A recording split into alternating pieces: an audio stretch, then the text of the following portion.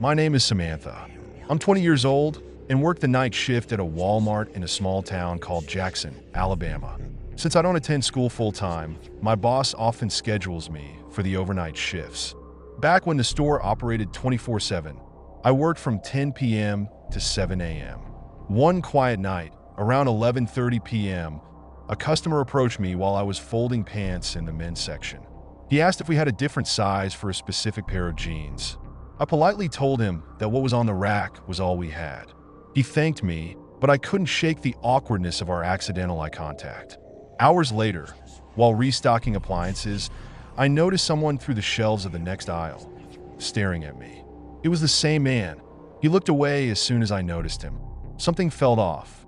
He had been in the store for hours without buying anything. Later, while I was in the dairy cooler, the door suddenly burst open. Peeking through a gap in the boxes, I saw the same man entering the cooler. Terrified, I hid behind a large box of eggs. When I finally looked up, he was standing right there smiling. I screamed, pushing the box of eggs at him and running for help. When I found another worker, the man appeared and claimed to be from corporate. He apologized and left quickly. Suspicious, I asked my manager the next day if anyone from corporate named Tom had been scheduled to visit. She confirmed that no such person existed. Reviewing the security footage, we saw the man had been stalking me for hours. A police report was filed, and I refused to work night shifts after that. It was the Thursday before Black Friday, and I was shopping late at Walmart for a laptop. Around 11 p.m., I grabbed the last one of a great deal. Suddenly, a disheveled man approached me, demanding the laptop. When I told him it was the last one, he grew angry and caused a scene. Uncomfortable, I quickly walked away and got in line to pay. Later that night, after setting up my new laptop at home, I noticed the motion-activated light outside my house had turned on. I ignored it, thinking it was an animal, but then my car alarm went off. Looking out the window, I saw a strange car parked on the street and someone sitting inside. Terrified, I told my mom, who checked the peephole and saw the same man from Walmart standing on our doorstep.